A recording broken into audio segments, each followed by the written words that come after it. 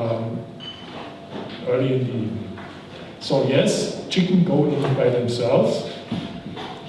The second most frequently asked question is, what happens if the door closes when the chickens are still outside? The answer is that, this doesn't happen. They are already inside.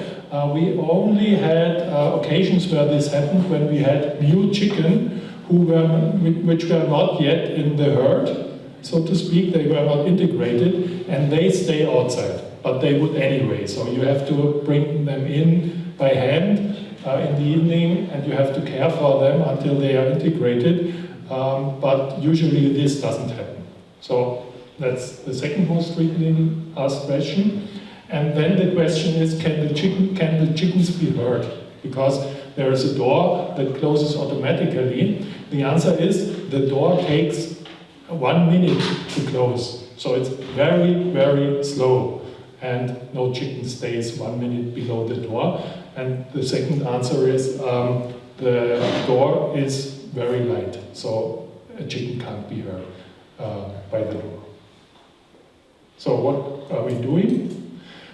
This is a photo of the before installation. So it looks like a prototype, and it really was a prototype. And you know, if something is a prototype, it usually stays that way when you install it. So this lives forever, and that's how it looks today.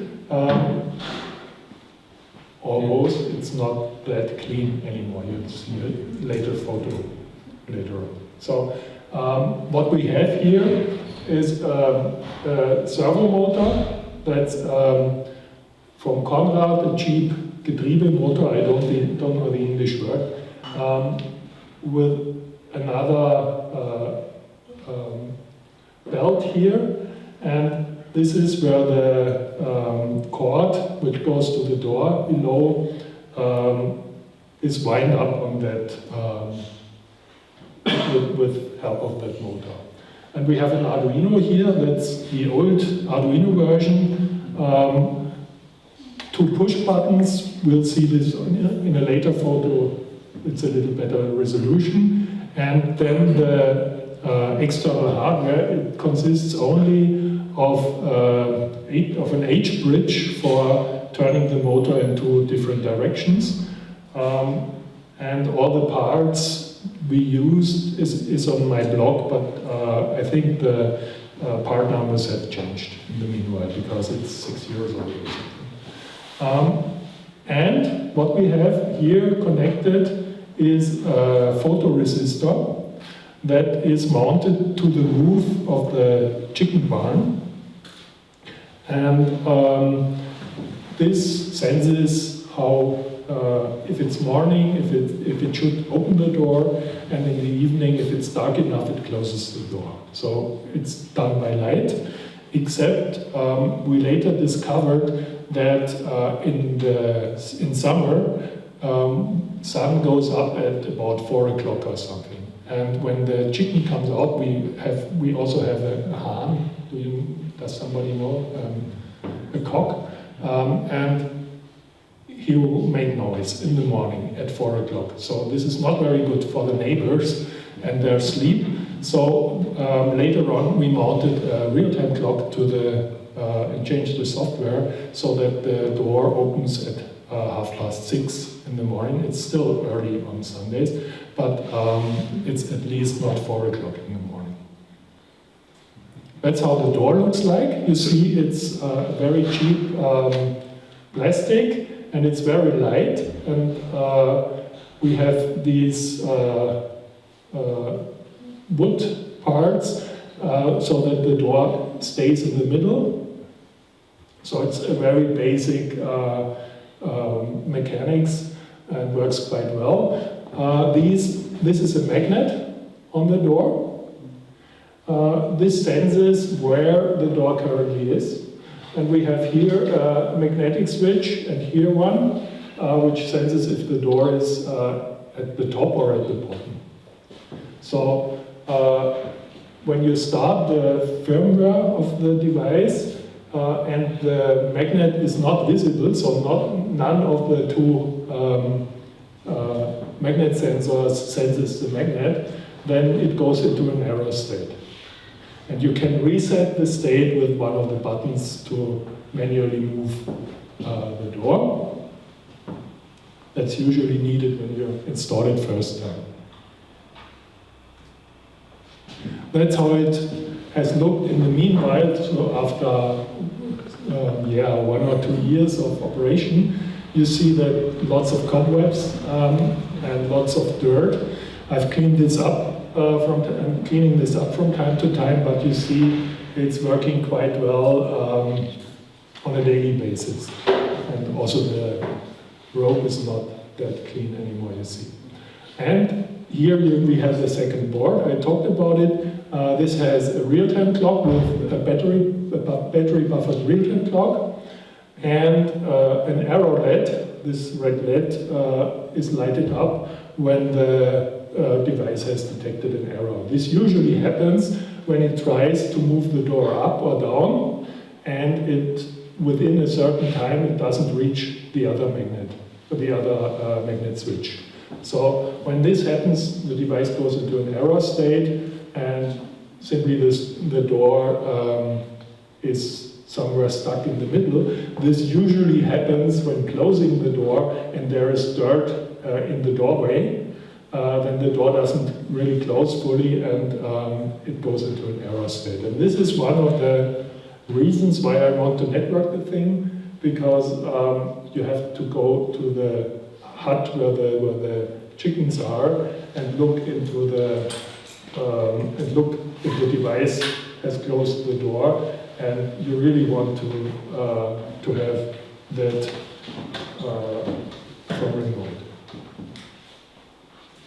Some of the electronics, what do we have? The main part is an Arduino. You can use any Arduino. The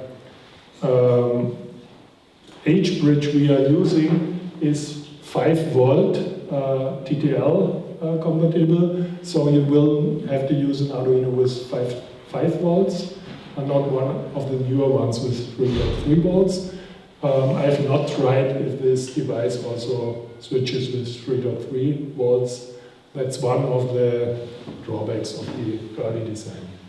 We have a photoresistor. These are available cheaply, say from Pollin or Conrad for €1 or less.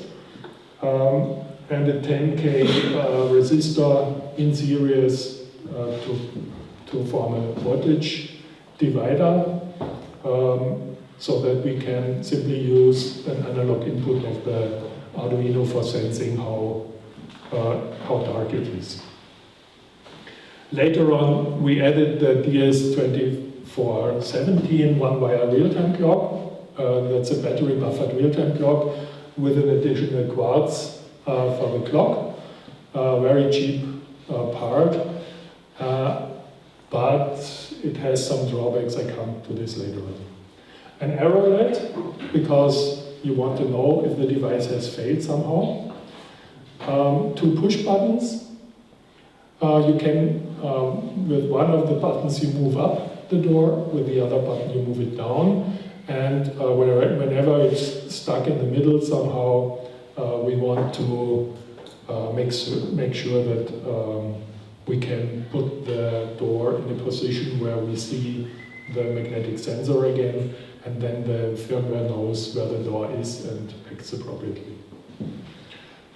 We are using this L233D quad half H bridge, and we are using 2 of them. You can use them in parallel, so you can have 2 of the H bridges in parallel for more current, because this motor can draw up to 2 amperes, and the H bridge is rated for 1.2 amperes.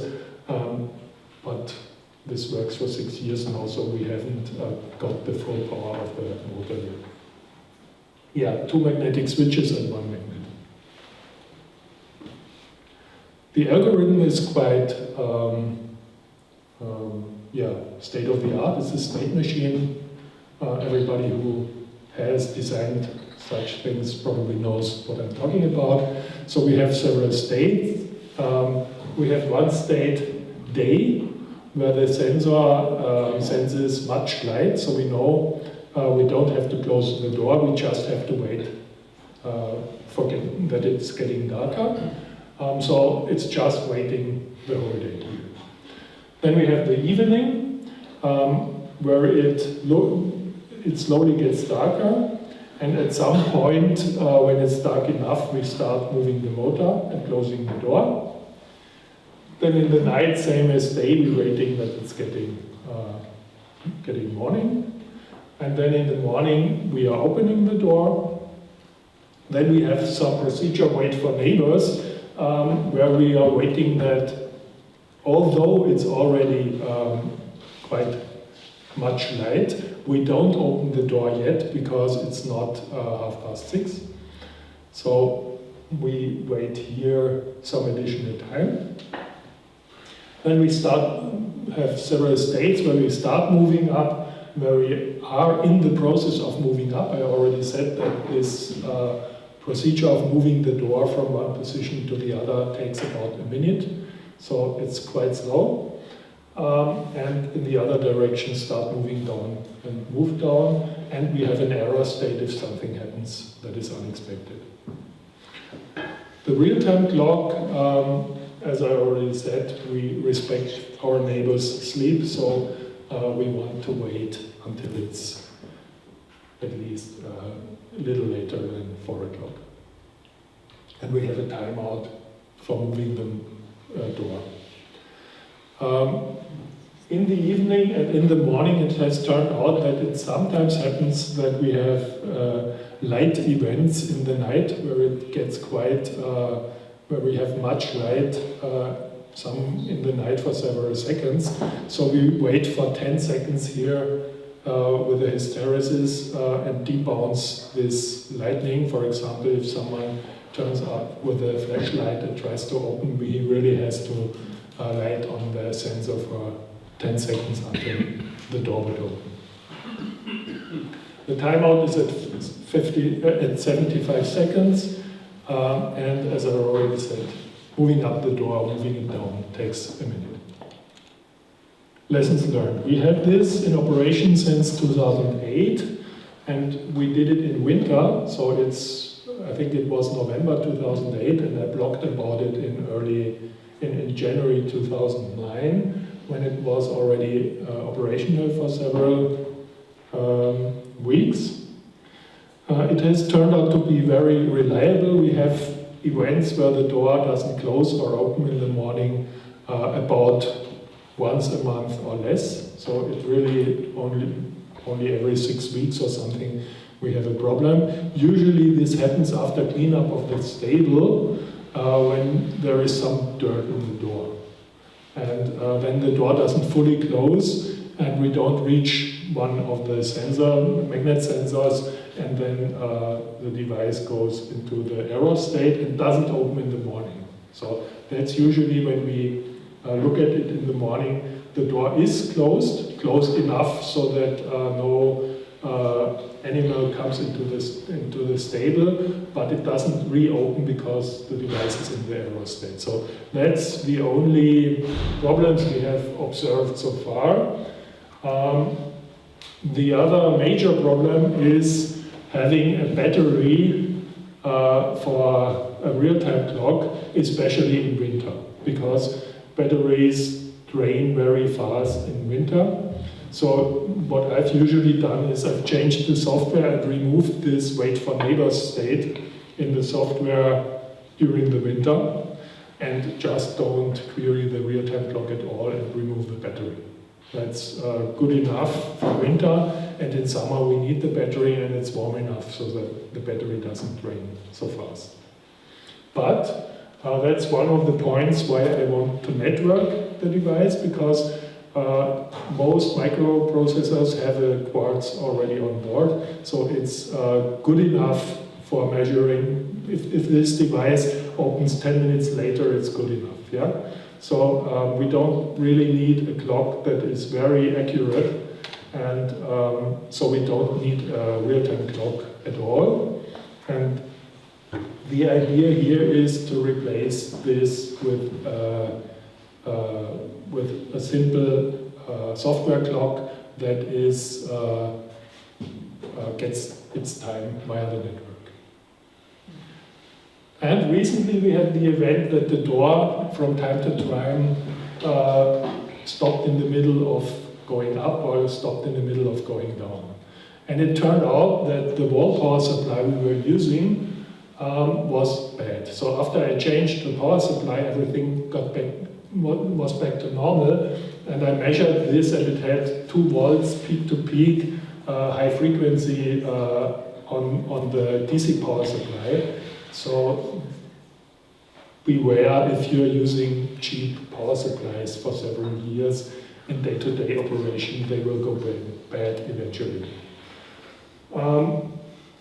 My initial concern was I deployed this in winter, and I knew that our 2 H bridges in parallel were rated at 1.2 ampere. And I expected, because the motor is rated at up to 2 amperes, that we would have a failure of the H bridge in summer and I would have to replace the part. It turned out not to be the case. So this is in operation for 6 years now with the same H bridge without any problems. The reason is the door is very light, and we don't draw the full power the motor can use, because there is almost no load on the motor. So that's good enough. This was my concern, that the H bridge would be a problem, but it isn't. Future. Currently, as I said, we have to look into the chicken stable to check if everything is okay. We usually do this in the morning, and if the door doesn't close at night, this would be a problem, because we have fox and everything, animals around that could go to our chickens, so we don't want that. The initial reason is that we often don't have the time at night to close the door, because everybody's away until late in the night. So you want to have this closing automatically, and you want to have the possibility to check it from remote. And this is one of the reasons I want to network this. So we want to have a remote view of the device. So what I'm probably using for this is our OS Domotics Merkur board for this. This is a cheap Atmel microcontroller with IEEE 802.15.4 with 6 low WPAN, which is IPv6 over this physical layer. This physical layer is also used in Zigbee, which you've probably heard. If you don't know 6 low WPAN, you should definitely look into this. It's very interesting technology where you can have IPv6 connectivity with microcontrollers with about 120K of memory. What I want to do with this is clock synchronization via the network. We already have a library that does it, which I've coded for the platform we are using for this Contiki OS. Contiki OS is an operating system for these small devices, and we can do clock sync via the network, which is accurate enough for the purpose. So the reason is battery has turned out to be very unreliable for our application. Yeah, leaves me to show you where you can find further details. It's on my blog since 2009. The software is in SourceForge on my Arduino pages, and if you have any questions, you always can mail me on that address, and I can answer your questions.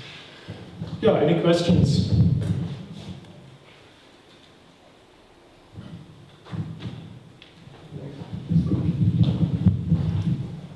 Just curious, why are you using batteries for the real-time clock when you have a power device for the motor? Good question. The reason is that the Arduino time stuff is not very reliable, and I really need the day time. So I would always have to check. I've done experiments, and you would have to adjust the Arduino clock every 2 days or so. And since I always have to come with a laptop, plug to the Arduino and adjust the time, as long as I don't have a network connectivity where I can have a job that is started regularly, cron job or something, it's not practical. So I have used that device, and it really doesn't lose time once or twice a year, unless you're in winter. Then the battery is drained after 1 or 2 weeks or something. Why don't you power the real-time clock from the same power source as Arduino? I think that was the question. I think it is really powered, but so if the battery drains, but it doesn't work reliably. So I don't know why, but it simply doesn't. I haven't looked further into it, but yeah.